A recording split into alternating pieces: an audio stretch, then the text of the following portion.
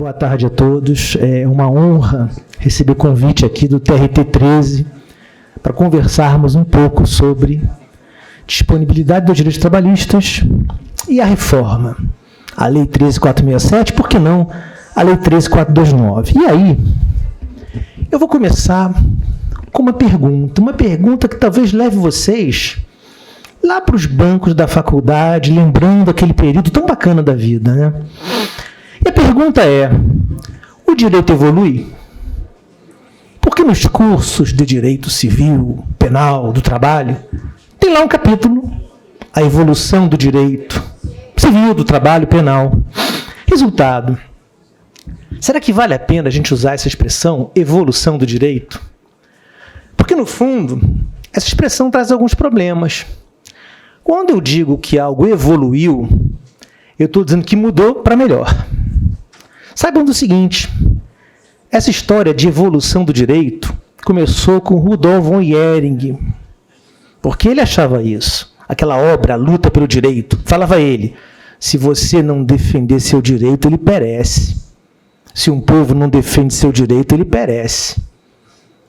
E Jhering tinha um referencial teórico não jurídico, Darwin.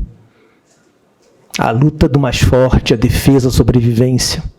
Rudolf von Jhering era muito influenciado por Darwin. Então, para ele, direitos que são defendidos sobrevivem, não defendidos perecem. Algo ligado à sobrevivência das espécies. Acontece o seguinte, será que realmente o direito, quando muda, muda sempre para melhor? De 46 para 67 melhorou?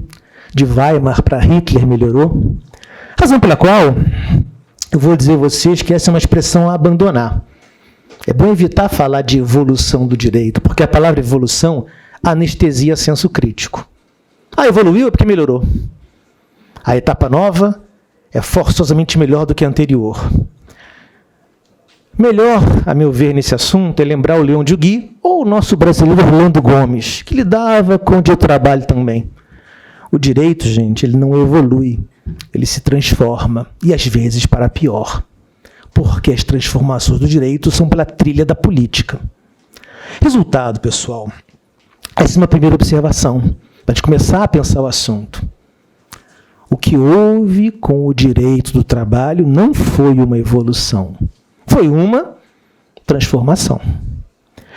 E se é transformação, não disse ainda se bom ou se ruim.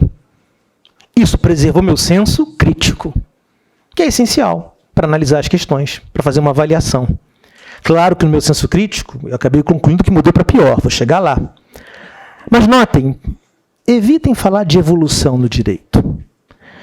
Procurem ver que são transformações, porque aí sim a gente pode avaliar se foi melhor, se foi pior, o que perdemos, o que ganhamos.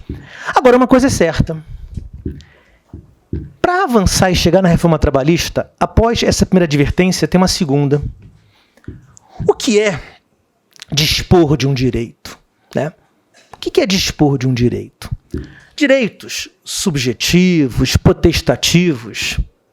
Quando eu sou titular, isso nada mais é do que representar para mim uma liberdade juridicamente reconhecida. Direito meu, comportamento meu, que aos outros cabe respeitar. No fundo, quem exerce direitos age segundo sua vontade, a ideia é essa. Agora, a noção mais básica qual seria? Eu sou titular de um direito, vou agir segundo minha vontade, exteriorizar minha liberdade e atender aos meus interesses. Essa é a noção elementar de exercício de direito. Acontece que na conversa de hoje, quando eu for falar de disponibilidade ou de disposição de um direito, eu vou trazer à tona um conceito de disponibilidade mais restritivo. Eu vou estar dispondo de um direito quando, ao exercer, eu sofro perdas. Quando, ao exercer, eu me desfavoreço. Dispor de um direito, num sentido que aqui uso, tem a ver com exercer direito, mas tal como o titular exerceu, ele se desfavoreceu com isso. E isso, gente, na teoria geral do direito existe. Pessoal, ainda longe do direito do trabalho, eu tenho direito à vida. Meu modo de vida levo eu. Aos outros, incluso ao Estado, cabe respeitar. E se minha opção é não fazer exercício físico, ter vida sedentária, me alimentar mal. Eu estou prejudicando a minha saúde. E, em princípio, ninguém poderá interferir nisso. Mas eu estou me prejudicando. Mas é um dado do qual não se escapa. Às vezes, você exerce um direito sim, e ao exercer se prejudica. Ou então, a liberdade de expressão. Eu falo para um amigo meu, coisa que eu sei que ele não vai gostar de ouvir, mas há um direito à opinião ofensiva. Eu falo. Afirmei minha individualidade, mas posso ter perdido um amigo. Vai nisso um prejuízo. Enfim, pessoal, quem exerce liberdade nem sempre só ganha com isso. Às vezes opta mesmo por perder alguma coisa. Até agora foram perdas na saúde, perdas de uma amizade. Mas notem, eu sou credor. E se eu aceitar que o devedor pague em mais parcelas do que antes combinamos? E não estou falando de relação de emprego ainda. Um contrato pautado por autonomia da vontade, um contrato civil. Um empréstimo gratuito, por exemplo. Olha, você prometeu pagar em 5 vezes, vou aceitar que você pague em 10. Ou então, vou aceitar receber menos do que você me deve. E vou dar quitação ainda assim. Eu estou exercendo um direito, mas mais especificamente dispondo dele, porque meu direito reduziu. Receberei em mais parcelas, receberei menos do que em princípio a obrigação me cabia receber. Aliás, qual é o ato de extrema disponibilidade? É a renúncia. Eu posso renunciar a um crédito. Fiz um empréstimo gratuito a um amigo. Olha, fulano, não precisa me pagar. Releva isso, deixa para lá. Ou abandonar uma propriedade. Resultado, pessoal. Cuidado com o seguinte. Eu comecei falando para vocês que o direito não evolui, se transforma. Nem sempre para melhor. E agora digo para vocês que na teoria geral do direito, se eu exerço um direito, ajo com liberdade. Manifesto vontade, comporto-me como desejo comportar. Em regra, é para o meu benefício que eu faço isso. Mas volta e meia, ao me comportar como quero, me prejudico. Na amizade que perco, na saúde que perco, em valor que receberia menor ou mais parcelado, ou até em direito que eu renuncio. Acontece que chegamos agora ao ponto que já vai me levar de vez para o direito do trabalho. Todos nós vivemos uma tragédia antropológica. A antropologia é a ciência social inicial. Cada um de nós é um indivíduo. Mas vivemos em sociedade. E isso traz alguns conflitos. Entre o que eu sou, o que eu quero e a sociedade que em volta me limita. A sociedade é um limitador do ser humano. Qualquer sociedade é assim, as nossas inclusive. E o direito, muitas vezes, cumpre esse papel. Vocês vão ver que para que sociedades sejam viáveis, a disponibilidade deve ser restrita. Aliás, vou começar com o dado mais elementar do mundo. Pensem na menoridade. A minha filha Fernandinha, eu obrigo que ela coma comida saudável, não doce o tempo todo, porque cuida da saúde dela. Quando ela vai brigar com os amiguinhos dela, não fala isso para eles. E, aliás, por ser alguém que é criança, não vai renunciar a crédito, nem parcelar, nem perdoar. Porque direitos dela são, por hora, em princípio, indisponíveis. O direito necessita da indisponibilidade, tanto quanto a sociedade precisa disso. Aliás, pessoal, é só pensar nas questões ambientais. Nós não podemos dispor do meio ambiente porque ele pertence também às gerações futuras. Eu não vou dirigir como eu quero porque o outro está na rua de carro ou atravessando a rua. No fundo, gente, o Miguel Reale tinha toda a razão. O direito é o mundo da alteridade. Por que da alteridade? O direito te obriga a identificar o outro como um sujeito igualzinho a você. Então, eu quero produzir, mas não vou degradar meu ambiente. Por quê? Porque há um morador ao lado e há alguém por nascer. Eu não dirijo de qualquer maneira, porque tem outras pessoas a respeitar. Não vou dar uma de Carly Filho. Pois bem, isso chega com toda a força no mundo do trabalho. No fundo, gente, em um sistema capitalista, é essencial que, havendo capitalismo, haja algum nível de indisponibilidade quanto a direitos que o trabalhador tem, para viabilizar a sociedade. Viabilizá-la eticamente, não apenas economicamente. Então, notem, pessoal, o que eu estou mostrando é: o direito se transforma. De trabalhista se transformou. E nessa transformação temos que pensar no grau de disponibilidade que direitos têm. Porque uma coisa é certa, pessoal. Direito do trabalho não nasceu para ampla disponibilidade. Eu, quando era aluno, eu não sabia muito bem o que eu ia ser no mundo jurídico. Juiz, membro do Ministério Público, advogado. Eu tinha dúvidas e, no fundo, o Zeca Pagodinho tem razão. Deixa a vida te levar. Ninguém controla tanto a própria vida. Mas uma coisa, muito cedo, eu tinha como algo que me tocava, que era a desigualdade. Eu tinha a impressão de que a minha vida teria alguma ligação com enfrentar esse mal. Ainda mais porque eu moro no Rio de Janeiro. Na minha cidade, quando você atravessa a rua, você muda de século. Você está num condomínio em São Conrado, casas boas, apartamentos bons. Se você atravessar a rua, você vai entrar numa comunidade que um senhor feudal controla.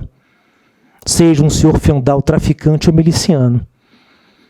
No Rio, espaço e tempo viraram algo que você não consegue diferenciar.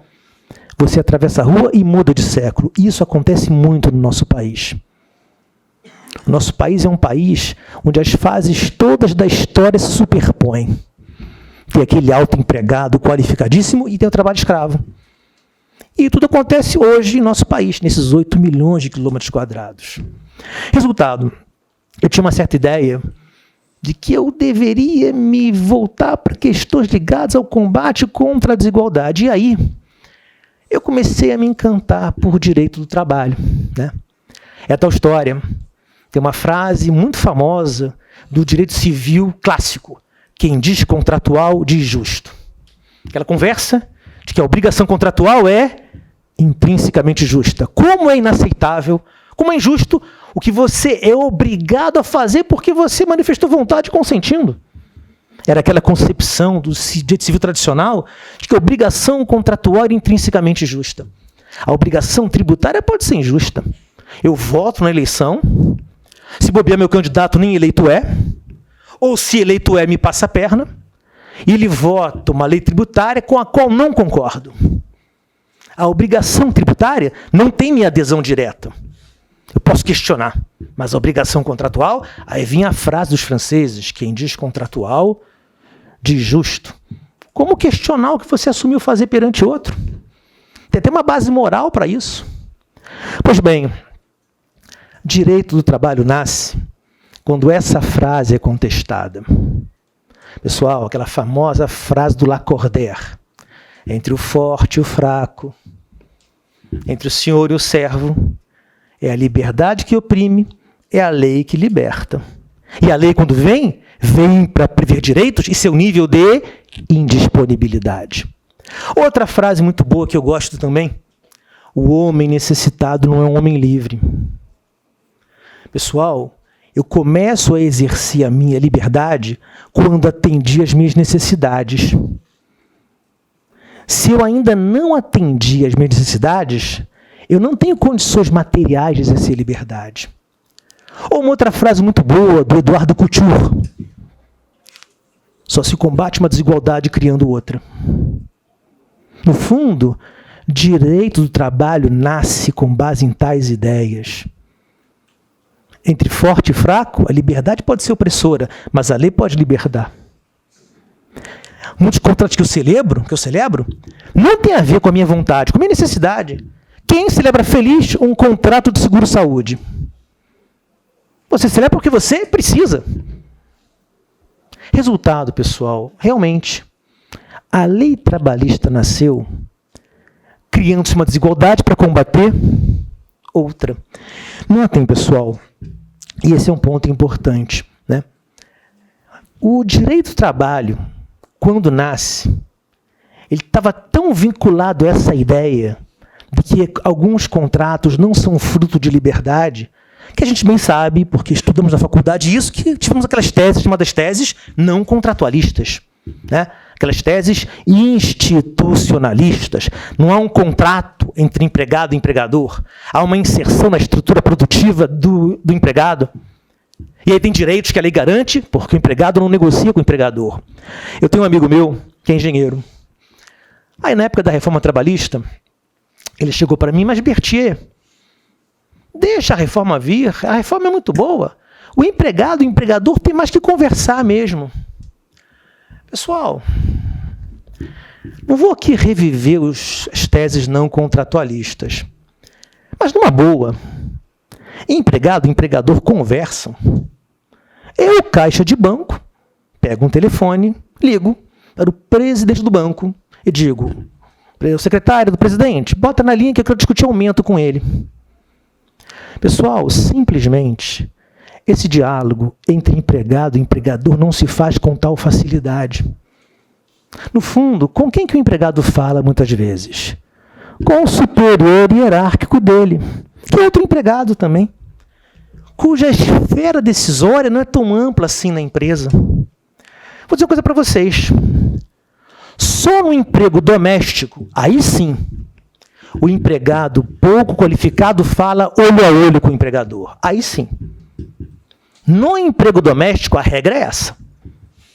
A empregada doméstica, aquela pessoa de pouca qualificação profissional, de pouca inserção profissional, ela consegue falar direto com o empregador dela. Mas nas estruturas corporativas não é assim. Resultado, o direito do trabalho, ele ensina uma lição elementar.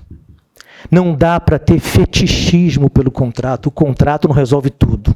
Uma vez disseram, mas espera aí, Berthier, você está dizendo que o contrato não é para ser cumprido? Não. Contrato válido, pacta sunt servanda. O que eu estou dizendo é, o contrato como categoria teórica não basta para compor com justiça a relação empregado-empregador. Não basta. Tem que ter mais coisa além de contrato. O contrato sozinho, o que diz de contratual de justo é insuficiente. Resultado, pessoal, cuidado então, porque direito do trabalho, sabe o que ele é? É a frenagem ética do poder econômico.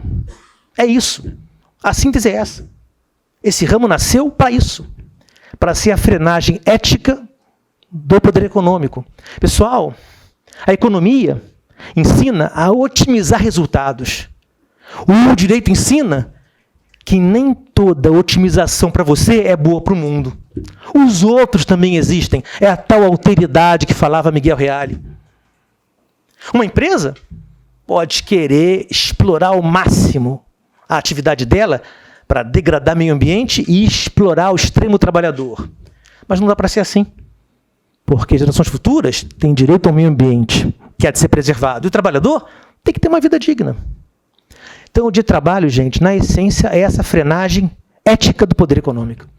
Se não serve para isso, não serve para mais nada. Não é para ser assim? É para voltar ao direito civil, então. Resultado, pessoal, cuidado com o seguinte. Eu não estou em momento nenhum dizendo que o direito de trabalho desafia o capitalismo. Muito pelo contrário. O de trabalho viabiliza o capitalismo. Pessoal, as leis trabalhistas deram um novo formato ao capitalismo e deram vida para que ele continuasse.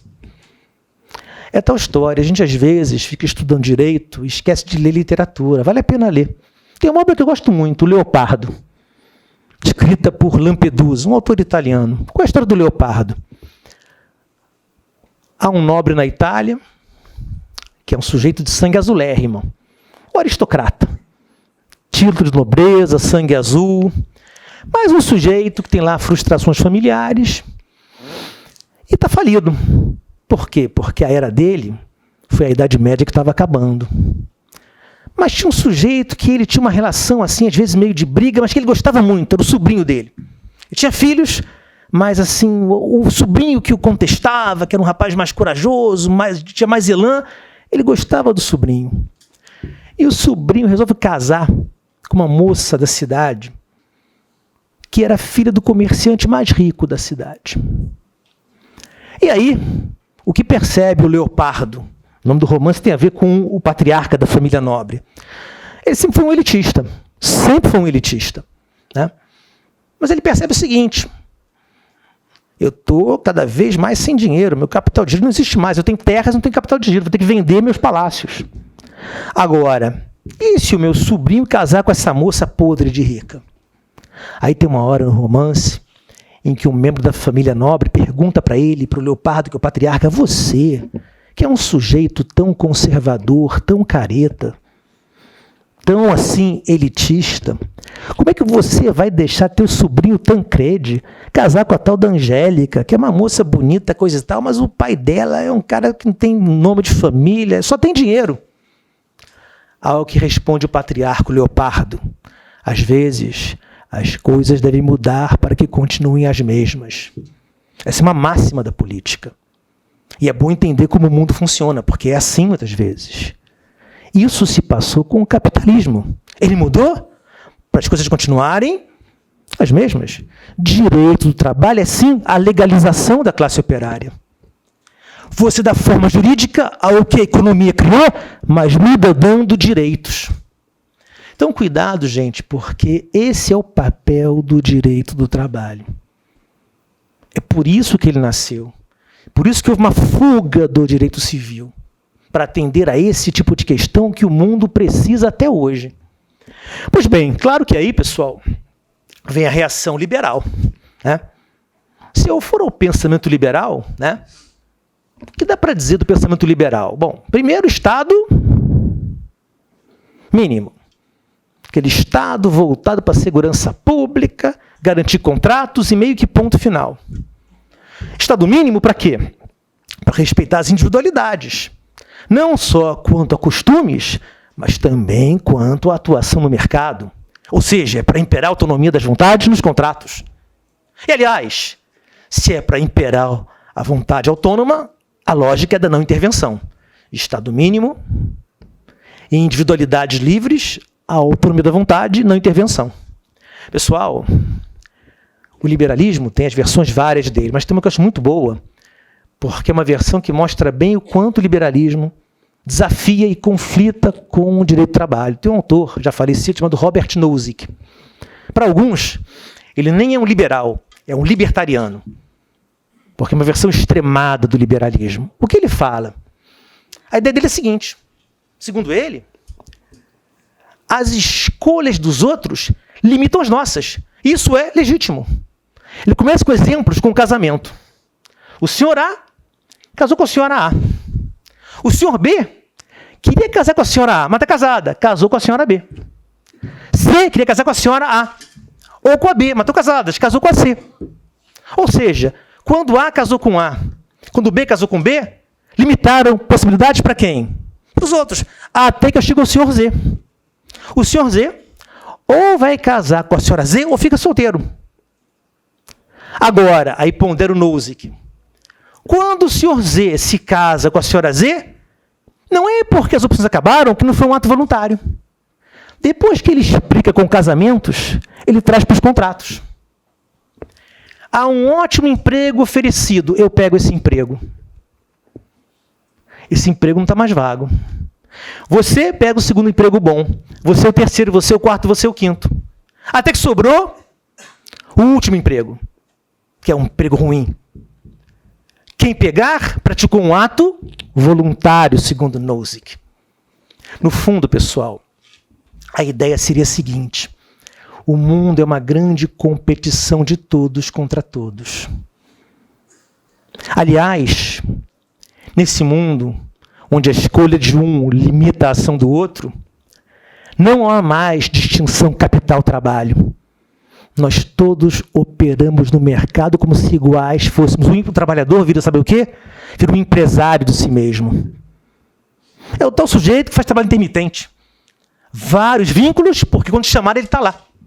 Está se virando. Pessoal, cuidado com o seguinte. Será que esse é um mundo adequado para se viver? De competição de todos contra todos? Onde a distinção capital-trabalho que existe de fato é negada na roupagem teórica? Repito, o trabalhador vira um empresário de si mesmo. O pior contrato, É legítimo, porque você aceitou. E aceitou por quê? Porque sobrou só isso? Por quê? Porque outros escolheram empregos melhores. Pessoal, essa competição começou igual. As pessoas, na vida, não partem do mesmo ponto. Não têm as mesmas oportunidades, não chegam aos mesmos lugares. Isso tem que ser levado em conta, porque o mundo é assim. Essa competição no mercado de trabalho não começa igual, não caminha igual, não termina igual. Variando onde eu nasci, variarão chances maiores ou menores que eu vou ter. Resultado, pessoal, eu acho que nós não podemos, de modo algum, pensar como Robert Nozick, de que cada um tem que fazer suas escolhas e os outros que se virem. Aliás, eu faria uma pergunta ao Nozick, se ele vivo ainda. E se nós escolhermos poluir a ponto de destruir esse planeta? Qual a opção? Vamos dar gerações o quê? Futuras? Nenhuma. O ser humano não é uma criatura tão egoísta assim. Nós podemos nos lembrar que a nossa condição humana nos permite percepções mais solidárias do que está à nossa volta. Resultado, pessoal, é nessa hora que chega a reforma trabalhista. Né? A reforma trabalhista não criou ainda uma competição de todos contra todos. O trabalhador não é ainda um empresário de si mesmo, por mais que a direção tenha sido essa. Pessoal, essa reforma ela está otimizando as negociações, tanto no plano individual quanto no plano coletivo. Aumentou o espaço para negociar. Mas a questão é, quais as condições que existem para a negociação acontecer? O que resultará, no fim das contas, de tudo isso? Pois bem, pessoal, eu vou dizer uma coisa para vocês. Né? Eu não sou uma pessoa, assim, muito idealista, não. Não quando trabalho na prática. Né? Razão pela qual eu tenho muita antipatia pelo que a reforma trabalhista é. Mas tenho uma quase que certeza de que o Supremo Tribunal, pessoal, enxergará, na minha opinião, poucas inconstitucionalidades. O caso agora das gestantes de trabalho insalubre, bom resultado. Mas acho que vai ser um dos poucos casos. Pelo que o Supremo Tribunal Federal já acena há algum tempo, pelo que ministros falam, essa reforma trabalhista veio para, por enquanto, ficar. E aí, cuidado, porque ser idealista numa hora dessas é um desserviço. Né? Nessas horas, não é bom ser Rousseau. O Rousseau tinha aquelas coisas dele. O contrato social era a sociedade ideal, aquela obra dele. O Emílio era a educação ideal. E a Nova Heloísa, o amor ideal. Lindo, né? Rousseau escreveu sobre o ideal. A sociedade ideal é do contrato social. O Emílio, a educação ideal. A Nova Heloísa, o amor ideal. Pessoal, eu prefiro Maquiavel, que procura mostrar o que se fazer na prática. Porque no momento é o que nós precisamos. Né? Alguns colegas meus lá de MP andaram muito assim, abalados, a reforma trabalhista veio. Eu falei, bom, você foi estudar direito do trabalho, esperava o quê? Essa é uma relação estável mesmo, é a velha disputa capital-trabalho. Resultado, pessoal, essa reforma trabalhista demanda um dever de casa para nós. E esse dever de casa qual é? Nós temos que construir, reconstruir ou adaptar uma teoria da indisponibilidade dos direitos. É isso que se cobra da gente hoje. Há uma reforma trabalhista que, em boa medida, ficará. Uma reforma que, na sua literalidade, abre espaços amplos para negociações individuais, coletivas, em áreas onde a negociação não se dará com tanta liberdade para que as partes, de fato, cheguem a um ponto comum que a ambas agrade, ou que a ambas desagrade um pouco. Resultado, pessoal, nós precisamos de uma teoria sobre a indisponibilidade de direitos trabalhistas. Claro que não é para jogar as coisas do passado fora, não. Mas temos que ver o que dá para aproveitar, o que temos que adaptar e o que temos de criar. O nosso dever de casa como juízes do trabalho, advogados, procuradores, servidores é esse. Nós temos que mostrar que o trabalho segue sendo outro ramo com razões para existir. Razões não mudaram tanto porque o mundo segue capitalista. Enquanto capitalista for, a lei trabalhista é necessária. Resultado, pessoal, eu não vou dar aqui essa teoria para vocês, porque quem sou eu para tanto? Mas vou dizer quais são os caminhos a percorrer. Caminho 1. Vale a pena lembrar da nossa Constituição. Está sob ataque, né? Mas vale a pena, né? Pessoal, já pensaram o quanto o trabalho é valorizado na Constituição de 88? Artigo 1º. Trabalho como valor social. Artigo 93. Nossa ordem social se funda no trabalho. Pessoal, por que o trabalho está no primeiro artigo da Constituição e no primeiro artigo dela, o 193, que vai tratar de ordem social? Porque o trabalho é importante, duplamente. Importante para a sociedade e importante para cada pessoa. Gente, uma sociedade, para ser viável, tem que produzir as riquezas de que precisa. Vale para uma tribo indígena? Vale para uma sociedade como a nossa. Qualquer sociedade tem que produzir riquezas que precisa. Porque se ela produzir, ela é viável economicamente. Agora, se souber distribuir, fica viável eticamente. É aí que entra o direito do trabalho. Na fração que vai ser do trabalhador de processo produtivo que ele integrou. Mas notem, sociedade, toda e qualquer, tem que produzir riquezas. E o trabalho é um fator de produção, junto com matéria-prima, investimento, infraestrutura, empreendedorismo e por aí vai. Essa é a importância coletiva que o trabalho tem. Mas o trabalho é importante também para cada pessoa, né? Pessoal, quando as pessoas buscam trabalho, elas não estão buscando só meios para prover a própria subsistência. As pessoas, quando buscam trabalho, buscam construir uma história de vida. Eu quero que a minha vida faça sentido. O Sartre tinha razão, a vida não tem um sentido a priori, mas você pode dar sentido a ela em função de como você leva. Ser membro do Ministério Público, ser professor, ser pai da Fernanda, são coisas que me agradam muito. Me olho no espelho, gosto do que vejo. Minha vida, para mim, faz sentido. Todo mundo quer isso. Todo mundo quer que a própria vida faça sentido. E aí que está o ponto, pessoal. O trabalho é importante para cada um. Por isso o artigo 6º fala em direito ao trabalho.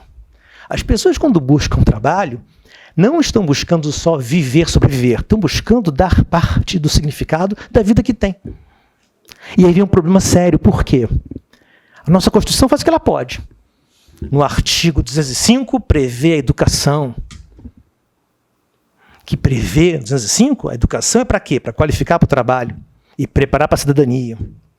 227, a infância, adolescência, juventude, numa hora entra a profissionalização. Por quê? Porque o artigo 5º, 13 prevê a liberdade de escolher trabalho, ofício ou profissão. Lindo. Mas se eu parasse por aqui, eu descreveria o mundo de Moranguinho para vocês. Pessoal, essa disputa por postos de trabalho, que o nosso que citou, eu consegui um posto de trabalho, esse não está mais disponível. Essa disputa se passa num ambiente chamado mercado. E quando eu lanço mão da palavra mercado, por óbvio, eu estou falando de ambiente que gera diferenças e exclui. Mercado produz essas duas coisas, exclusão e diferença. Não pode pagar, não entra. Outro paga mais, você sai fora dessa. Resultado, as pessoas não partem do mesmo ponto. Não têm mesmas chances, não trilham o mesmo caminho, não chegam ao mesmo lugar. No fim, o que você percebe? Num mundo como o nosso, quantas pessoas trabalham com coisas com as quais se identificam? Pouquíssimas. Aquela história, realizar a própria vocação é para poucos. Muitos trabalhos a pessoa faz porque foi o que sobrou. Nosso que tem razão. O mundo do capitalismo é assim. Tem trabalhos que sobram. E alguém pega porque não tem opção outra. A questão toda é, se você trabalha com algo com o que você não se identifica, trabalhar começa a não fazer sentido. Mas volta a fazer se do ato de trabalhar vierem direitos. Isso explica o artigo 7º da Constituição. O ato de trabalhar deve ser um ato gerador de direitos. Como se a promessa feita pela lei maior fosse a seguinte: não posso garantir que todos vão trabalhar no que queriam, mas posso tentar garantir que todos, ao trabalhar, tenham direitos, porque aí trabalhar vai fazer sentido. Resultado: uma teoria quanto à indisponibilidade deve buscar argumentos constitucionais. Aliás, deve buscar argumentos também nos atos internacionais. Pessoal, as convenções da OIT, eu sei que as convenções da OIT têm textos abertos, tem que ser aberto, gente. Para você se aplicar à Noruega, ao Brasil e ao Haiti, tem que ser um texto aberto. Não tem como escapar disso. É o preço de um mundo como o nosso. Mas ali estão princípios, estão finalidades que você pode tomar em conta. Resultado: direitos trabalhistas têm previsão em ato internacional. Tem reconhecimento da ordem internacional no que tem sua importância. Não são meros direitos contratuais. Então, notem. Usem a Constituição, atos internacionais, e não se esqueçam das tradições do direito do trabalho. Gente, notem o seguinte, uma frase que eu sei que talvez para nós, procuradores, juízes, servidores, seja uma frase que às vezes impacta. O melhor direito é o direito assimilado. Nós aqui, do aparato estatal da Justiça do Trabalho, nós lidamos com a não assimilação. Quem não cumpre? O melhor direito é o direito assimilado. E eu garanto a vocês que a lei trabalhista tem já um nível de assimilação em nosso país. O general Mourão, quando candidato, falou de fim do 13º. Eu queria ver. Pessoal, o que sustentaria o 13º não seria uma argumentação de que é cláusula pétrea 13º. Até acho que é. Mas sabe o que ia sustentar? Ia ser o cara da esquina. O cara da esquina sabe nada de direito do trabalho teoricamente. Mas ele tem uma noção arraigada de que ao longo de 12 meses são 13 salários. Aliás, esse direito chegou à classe média ao serviço público. Nós, se fôssemos acabar de salário, íamos para a rua também. De trabalho, tem algum grau de assimilação que não é para desprezar. Então, notem, temos uma Constituição que protege o trabalho, atos internacionais que protegem o trabalho, e temos um certo grau de assimilação disso tudo. Pessoal, tente acabar com férias no Brasil. Não vai dar por quê? Porque é cláusula pétrea? Não, porque a população não aceitaria. De trabalho tem sua musculatura também na rua. E o direito civil, né? Essa reforma nos empurrou para o direito civil. É, até certo ponto, verdade isso, né? A reforma nos distancia da Constituição, nos aproxima do direito civil. Mas tem uma ponderação a fazer para vocês. Quem disse que o direito civil é nosso inimigo?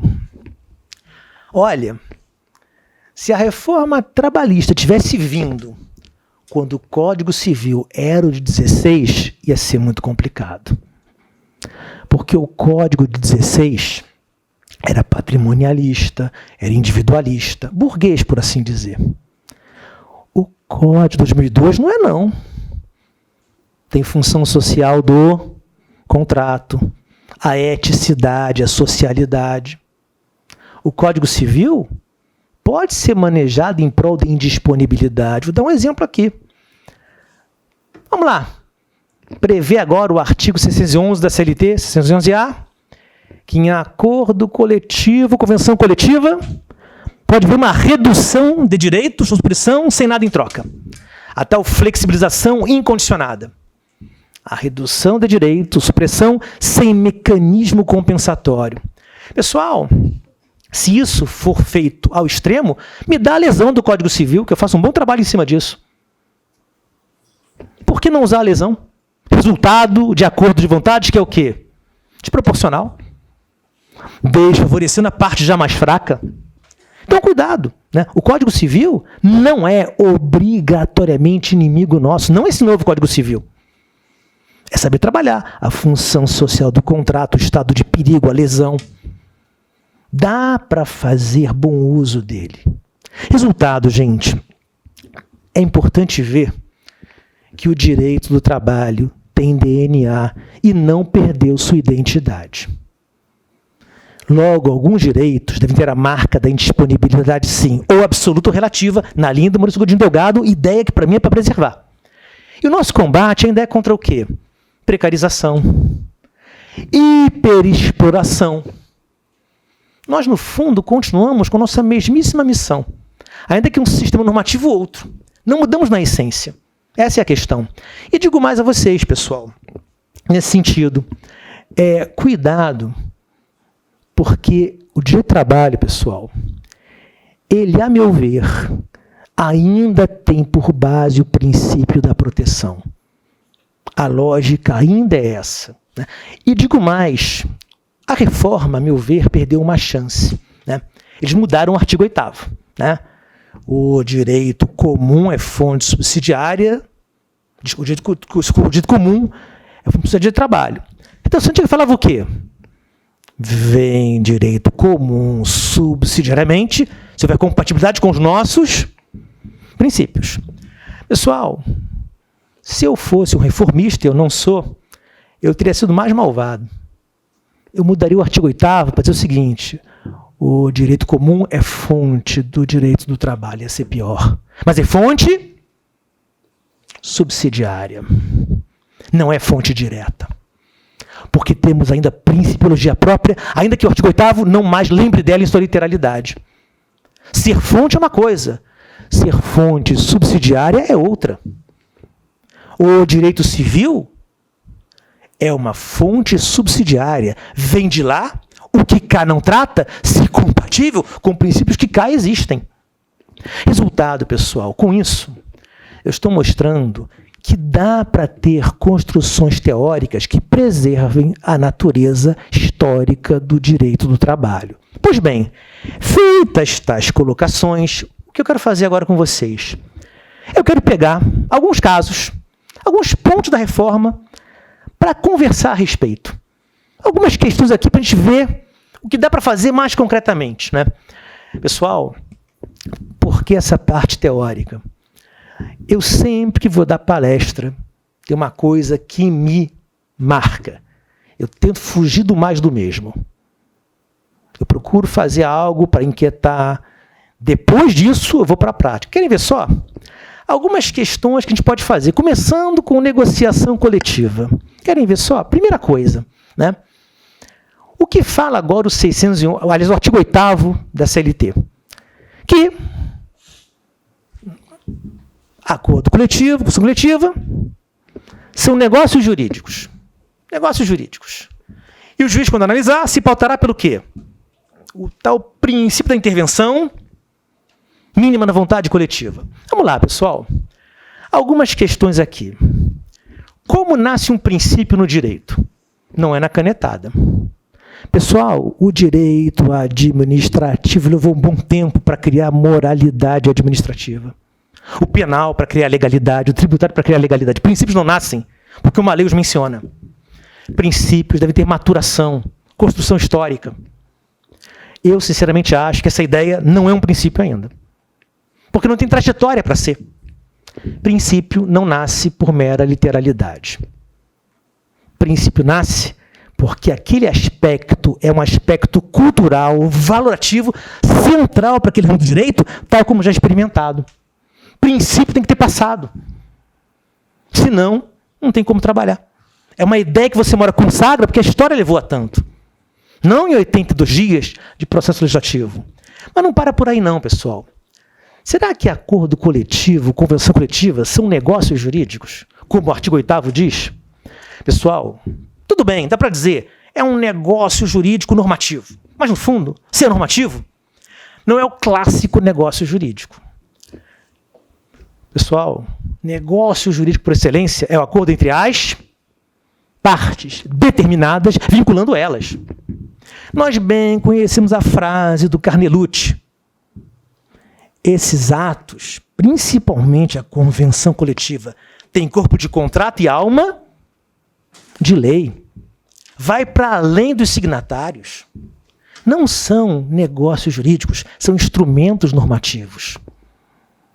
Vale para quem passar a ser da categoria e nem era quando a Assembleia aconteceu. Vale para quem nem na Assembleia foi.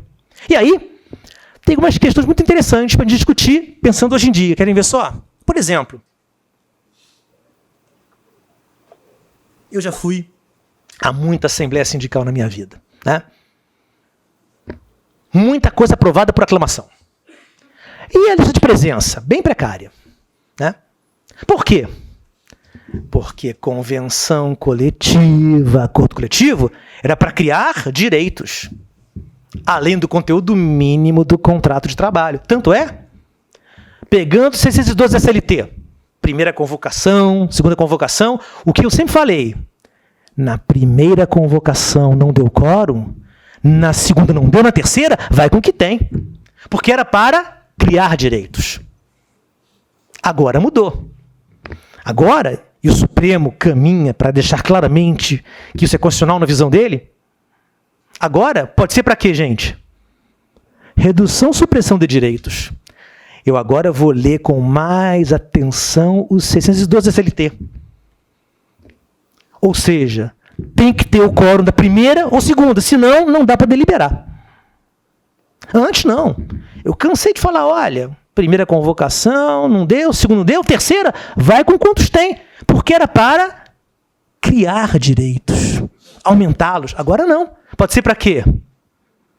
Redução e supressão. Ou seja, nós temos que criar um devido processo legal sindical. Muito formalizado. Para que um rito extraestatal reduza direitos.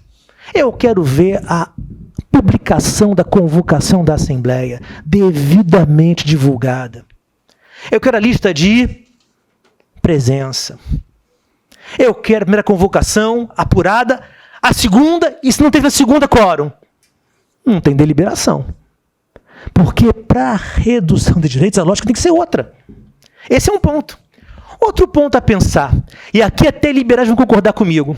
Pessoal, antes, acordo coletivo, convenção, era para quê? Para melhorar. Agora pode ser para piorar.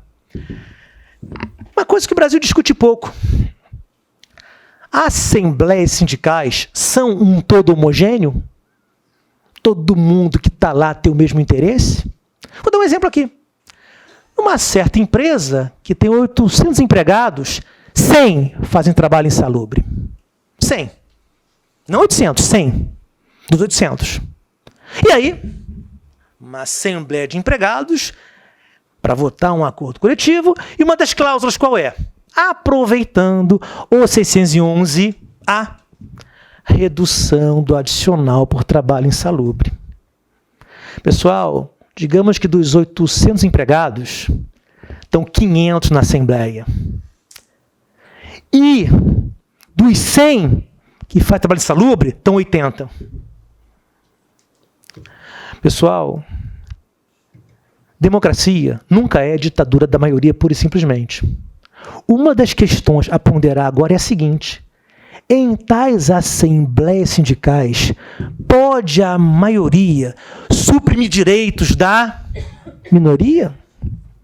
Eu sou um trabalhador que não faço trabalho insalubre, nem ganho adicional. Eu vou votar nessa matéria? Eu vou tirar o direito do outro com o meu voto? Porque pela reforma pode ser assim. E aí entra o juiz em não poder ter uma intervenção mínima. Não dá para você dizer, olha, eu, juiz, não vou interferir nisso, porque a Assembleia deliberou. A Assembleia Sindical, como qualquer Assembleia, é heterogênea. Eu trabalho na mesma empresa, mas não tenho a mesma situação que outros, nem mesmos direitos. É uma preocupação nova nossa. Proteger minoria em Assembleia Sindical. Se pode haver uma deliberação que suprime direito ou reduz, tem que ver se quem votou é afetado. Porque o risco é esse. 500 votam pela supressão, 80 votam contra, os 80 são os que recebem o direito. Você suprimiu o direito alheio. Isso nem um liberal vai concordar que está certo. Que uma coletividade tire o que é dele. Então, cuidado, porque nós temos lenha para colocar na fogueira. Discutindo assembleias sindicais procedimentalmente perfeitas, se o fim disso é a redução de direito. Discutir a proteção de minorias na Assembleia Sindical. Podem ser mulheres naquela Assembleia Sindical, empregados mais velhos. Isso pesa em negociação coletiva. O Brasil nunca trabalhou isso. Sempre a ideia foi a Assembleia Geral dos Trabalhadores. Como se que lá tivesse exatamente mesmos interesses. Aliás, uma outra questão muito importante, ainda na negociação coletiva. Querem ver só? Notem, agora pode ter uma supressão de direitos. Eu sei que a alma do negócio é o segredo. Mas também sei que o diabo veste Prada. Eu também sei isso. Pessoal, uma empresa, para no acordo coletivo, ou uma categoria de empregados em convenção coletiva, para que ela reduza direitos ou suprima sem nada em troca, vai ser fundamental mostrar com transparência que a situação delas exige isso. Primeira coisa que eu vou dizer para vocês, essas empresas que nós que estamos no dia a dia do trabalho, vemos todo dia pagar salário por fora. Aquela empresa que é conhecida por isso. Se eu sistematicamente pago salário por fora, é porque eu tenho caixa. 2. Logo não tenho transparência. É inaceitável que numa negociação coletiva ela reduza direitos. Porque eu não sei qual a real situação financeira dela. E aí ela falhou na boa-fé objetiva. Olha o Código Civil ajudando a gente. É imoral isso. Como é que eu tenho dinheiro que eu manejo não escriturado? E aí vou sentar na mesa de negociação e dizer, olha, trabalhadores, estou muito mal. Teremos que reduzir direitos. Pessoal, essa redução ou supressão via negociação coletiva tem que se pautar por boa-fé objetiva. Tem que ter transparência na situação da empresa. Pessoal, negociação sindical não é negociação empresarial. Negociação de empresas, esconde teu jogo. Negociação sindical tem a transparência. Até porque negociação empresarial, eu negocio se eu quiser. E a sindical? Está lá no 616, é obrigatório negociar. É dever social negociar. Porque não é negociação para lucrar, é negociação para ajustar ponteiros capital-trabalho. No fundo, um papel mais nobre. Resultado, pessoal, cuidado com o seguinte. Nós temos que trazer à tona essas questões. Discutir lesão e estado de perigo e negociação coletiva. A boa-fé que implica a transparência da empresa nessa hora para cogitar de uma negociação onde reduz direitos. Proteger minorias. Ter um devido processo legal sindical para que, ao final, a decisão implique supressão de direitos para quem na Assembleia não estava, para quem da categoria não era naquela época. Mas a convenção vigorará por algum tempo. Em princípio, quanto tempo? 1 ano, mais comum. Então, cuidado, pessoal. Temos coisas para fazer. Outro ponto. A redução do intervalo intrajornada a 30 minutos. Essa regra, pessoal, não sou inteiramente contra agora. Uma questão muito importante aqui. Essa regra, se é para usar, é para usar desde que não haja risco para a saúde do trabalhador. Trabalho intelectual, vá lá. Pode ser que o empregado queira almoçar em 30 minutos. Volta antes, vai para casa, mais cedo, ótimo. Direito do trabalho protege, não interdita o empregado. Ele sabe o que é bom para ele. Agora, não dá para descansar meia hora se você trabalha na construção civil. Porque aí tem que descansar bem mais do que isso. Ainda mais dia após dia, ainda mais com a idade avançando.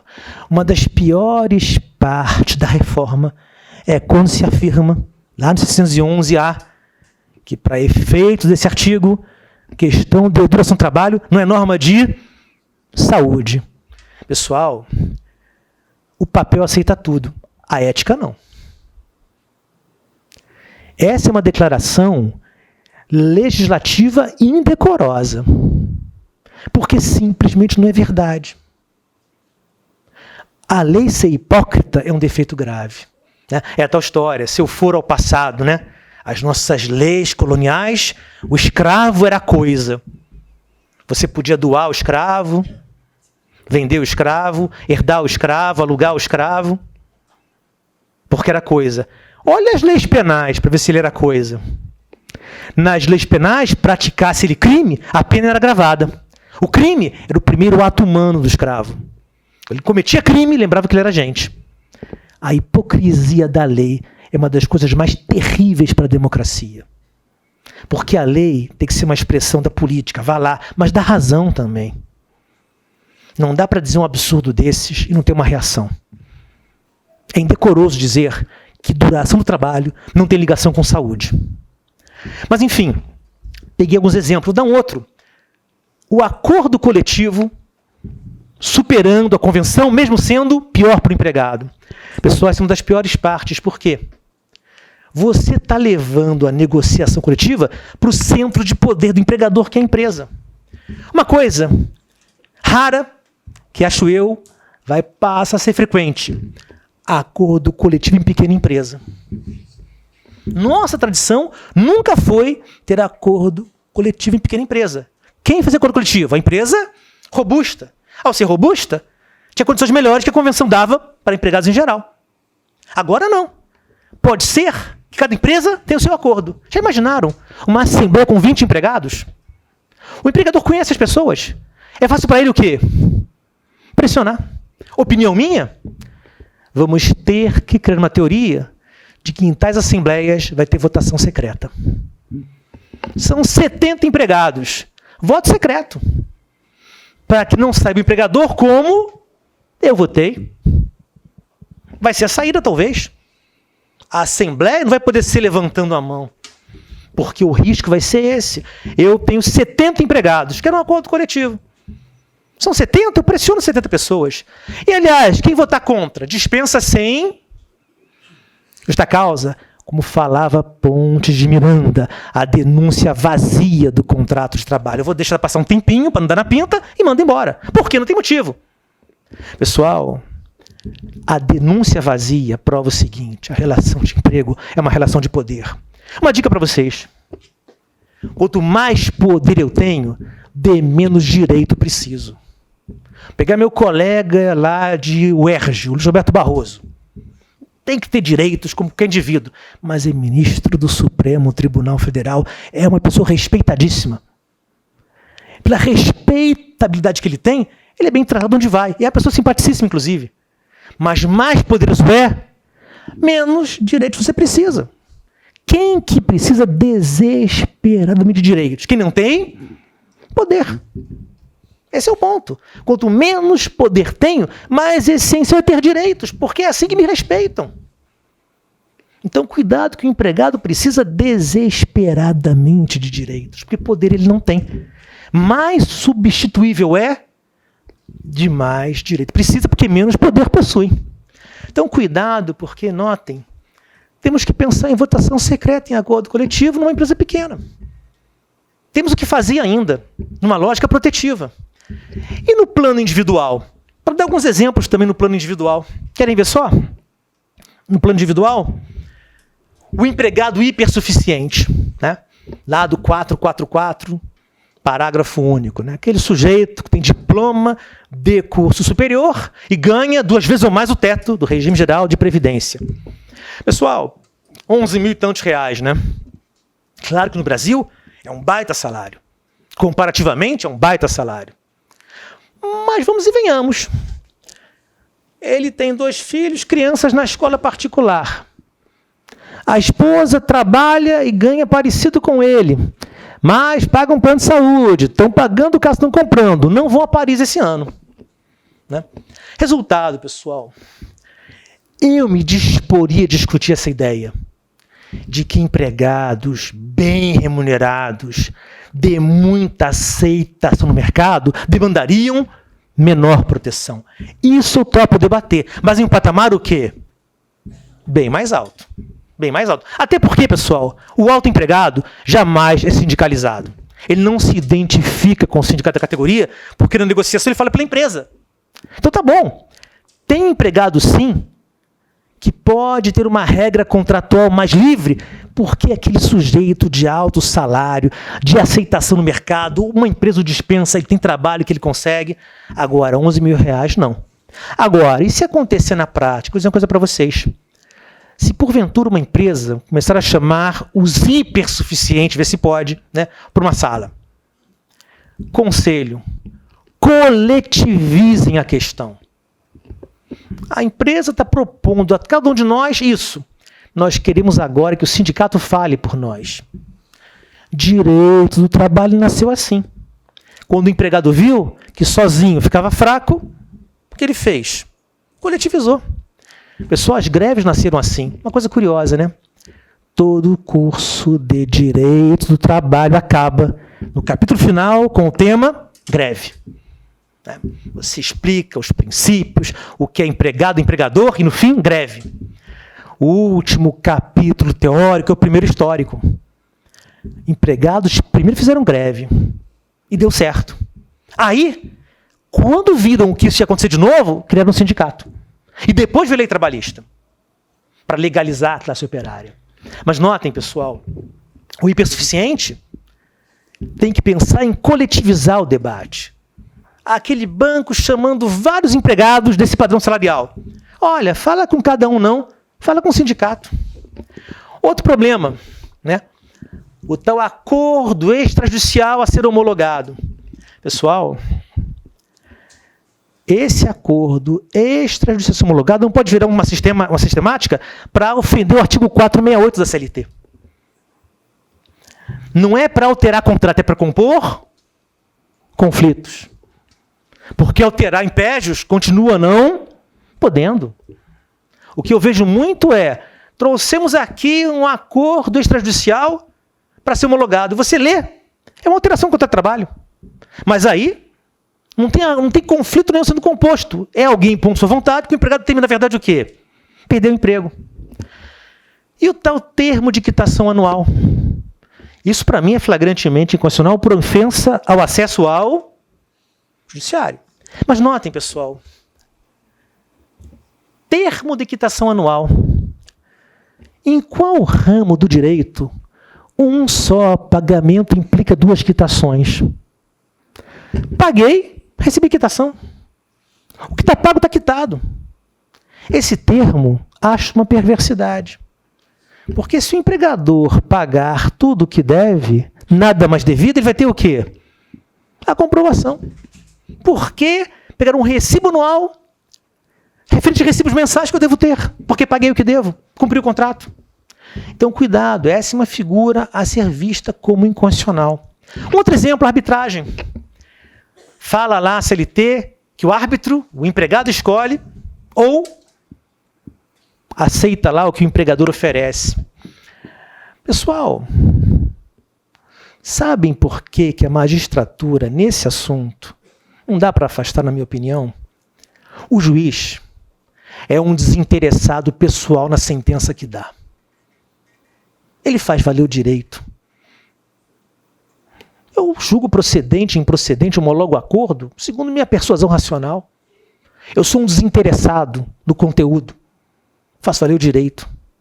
Agora, pense nos árbitros. Qual é o risco da arbitragem? Pessoal, eu sempre achei que a arbitragem era para conflitos pontuais de gente que tivesse dinheiro. Qual é o problema da arbitragem?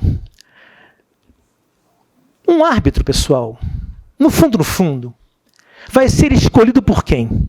Pelo empregado. que vai lá uma vez no ano ou a empresa que vai lá toda semana? Quem vai escolher o árbitro, na verdade? E se um árbitro for extremamente pró-empregado? Quem não irá nunca mais vê-lo lá? A empresa. Ou seja, cuidado, porque esse é um problema severo. Tem uma instância decisória que está no mercado. Gente, mercado não pode ser legislador, mercado não pode ser juiz. Mercado é importantíssimo, não nego. Mas o mercado não cumpre todos os papéis que uma sociedade precisa. Porque não tem papel nem vocação para isso. Mercado não é legislador, mercado não é juiz. A sociedade no mercado é mais do que isso.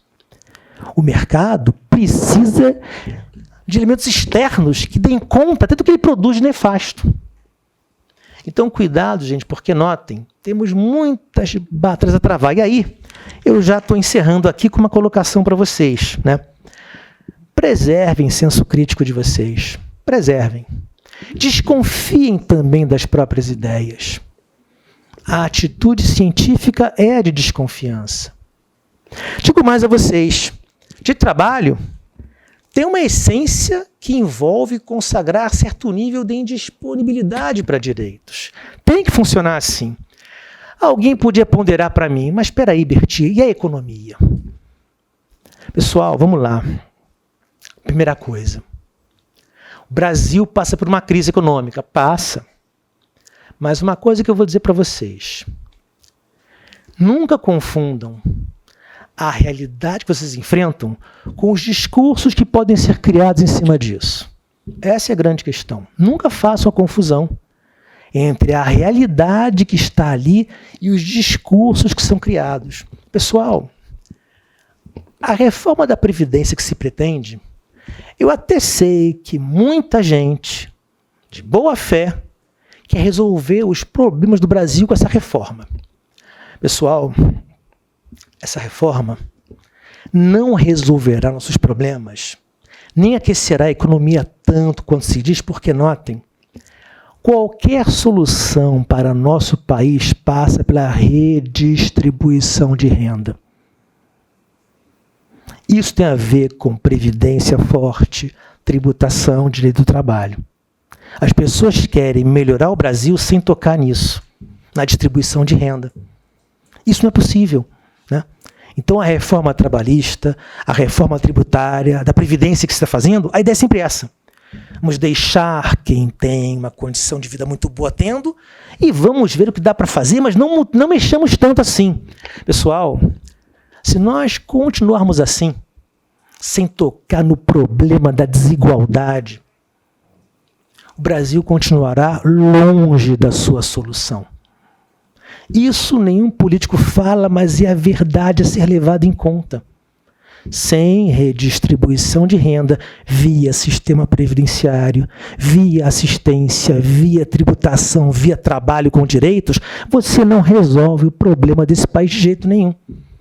Nós seguiremos longe da nossa solução e tampando o sol com a peneira. Notem, pessoal, o Brasil é um BRIC, não é isso? O Brasil é um BRIC. Ser BRIC é bom ou ruim? Nem uma coisa nem outra, economicamente falando. O que é ser BRIC? Ser BRIC é o seguinte, nós temos uma economia forte, nós temos infraestrutura, temos indústria, mas nós temos 30 milhões aí sem trabalho. E nós precisamos dar trabalho a essas pessoas. Só que para dar trabalho para elas, o que o primeiro mundo manda para a gente? A indústria suja. O que eles não querem mais. E nós não temos como recusar, porque precisamos de emprego. Mas quem grita é o nosso meio ambiente. Cuidado, porque hoje no Brasil as pessoas estão muito radicais. Ou para a esquerda, ou para a direita. O arranjo social que precisamos tem mais refinamento do que isso. Não vai ser tão no extremo de cá ou lá que se encontrará uma solução. Mas, enfim, eu vou dizer uma coisa para vocês. Uma vez um amigo meu procurador, Berti, nós somos protagonistas nessa luta. Falei, não somos não, cara. O advogado, o servidor, o juiz, o procurador, nós não somos protagonistas, não. protagonista é o trabalhador. Pessoal, para esse mundo melhorar, só por processos políticos ao longo da história. O que nós podemos fazer é criar pequenas melhoras no tempo em que vivemos. Né? Tem um filme que vocês têm que ver, A Classe Operária Vai ao Paraíso, do Hélio Petri. Anos 70, 71. Petri era um marxista. Paraíso não existe para ele. Não existe. Então, o que era a classe operária e ao paraíso? Pessoal, o filme conta a história de um sujeito, que é o Lulu, que é o chamado operário padrão. Trabalha, trabalha, trabalha, não faz greve. É um cara voltado para o trabalho, se comporta como máquina. Ele está coisificado, é uma máquina, não mais um ser humano. Trabalha, trabalha, trabalha. O pessoal faz greve, ele não participa, ele acha que a vida dele é aquilo ali mesmo. Repito, está desumanizado, logo coisificado. Até uma hora que sofre acidente de trabalho. E aí se revolta. Aí do céu para o inferno. Passa a participar de greve, quebrar coisas, se mete com o estudante, vai preso, acaba dispensado. Como sempre. Quando você se contém muito, uma hora você explode. Né? Um ser humano é assim. Resultado, pessoal, numa hora, ele já perdeu o emprego dele, já está sem ganhar dinheiro. Aí ele vai falar com os estudantes. Pô, vocês me apoiaram naquela briga lá com a polícia, estavam lá comigo. Os estudantes, olha, nossa preocupação era a greve de vocês, agora é o meio ambiente, tchau. Ele fica sozinho lá, né? Porque a greve acabou, os amigos estão empregados, os estudantes estão com preocupação, outro ele está sozinho. Ele fala uma frase, o operário tem que pensar com a própria cabeça. O paraíso é a tomada de consciência. É quando você passa a desconfiar das suas ideias, percebe que tem que se associar para melhorar a condição de vida. Então saibam e levem isso em conta, o protagonismo do trabalhador. Só o trabalhador, ao longo da história, tomando consciência, melhora isso aí. Nosso papel é transformar o mundo em algo um pouquinho melhor enquanto a coisa está muito braba para o lado de todo mundo. E aí fecho com a minha filha Fernandinha. Uma vez a Fernandinha chegou para mim, pai, o que é Ministério Público? Isso com 4 anos, né? Eu até não sei o que é o Ministério Público, né? Tenho minhas dúvidas lá, mas enfim. Aí eu pensei, como eu vou explicar para ela o que é Ministério Público? Porque pai tem que responder as perguntas da filha, né? Falei, Fernandinha, Ministério Público é uma instituição que protege as pessoas. Tipo, vai que tem uma criança que não tem papai por perto, mamãe por perto, não está estudando e está trabalhando. Ela me olhou, pai, você cuida da Cinderela?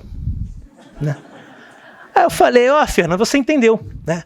É isso aí, eu cuido das Cinderelinhas Brasil afora. Aí depois ela foi brincar, porque se interessou por outra coisa, esse assunto era chato mesmo. E eu fiquei pensando, pois é, né? O bom de ser criança é que dá para acreditar em finais felizes. Nós, servidores, juízes, procuradores, temos que manter muita fé na briga, mas sabendo que o final feliz não vai vir. Obrigado.